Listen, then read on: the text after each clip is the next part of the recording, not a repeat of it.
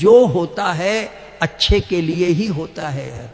एक राजा का मंत्री भगवान का सच्चा भक्त था। हर परिस्थिति में वो एक ही बात कहता, भगवान की बड़ी कृपा हो गई। एक दिन राजा के पुत्र की मृत्यु हो गई। मंत्री बोला, भगवान की बड़ी कृपा हो गई। राजा को बहुत बुरा लगा, पर वो चुप रहा। कुछ समय बाद रानी का भी देहांत हो गया। मंत्री फिर बोला, भगवान की बड़ी कृपा हो गई। राजा का क्रोध बढ़ता गया, पर उसने कुछ नहीं कहा।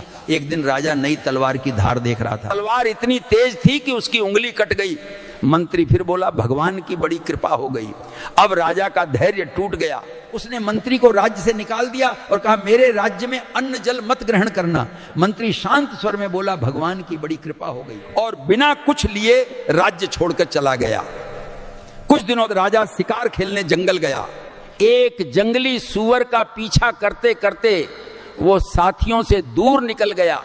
उसी जंगल में डाकुओं का दल रहता था। उस दिन वे देवी को मानव बलि देने वाले थे। संयोग से डाकुओं ने राजा को पकड़ लिया। बलि की तैयारी शुरू हो गई। पुरोहित ने पूछा, क्या तुम्हारा बेटा जीवित है? राजा बोला, नहीं।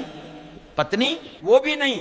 पुरोहित बोला, ये तो दुखी और अपूर्ण है। फिर शरीर की जांच की गई, देखा उंगली कटी हुई है। पुरोहित चिल्लाया, अंग भंग है, बलि के योग्य नहीं। डाकुओं ने राजा को छोड़ दिया। राजा सुरक्षित लौट आया। अब उसे मंत्री की हर बात समझ में आ चुकी थी। उसने तुरंत मंत्री को बुलवाया। मंत्री आया और फिर बोला, भगवान की बड़ी कृपा हो गई। राजा ने कहा, अब मैं समझ गया कि मेरी उंगली कटना मेरी रक्षा थी। लेकिन तुम्हें राज्य से निकालना कैसे कृपा हुई? मंत्री मुस्कुराया और बोला, महाराज, यदि मैं आपके साथ शिकार पर गया होता तो डाकू मुझे भी पकड़ लेते। आपकी उंगली कटी थी इसलिए आप बच गए, लेकिन मेरा शरीर तो पूर्ण था, मेरी ही बलि चढ़ जाती।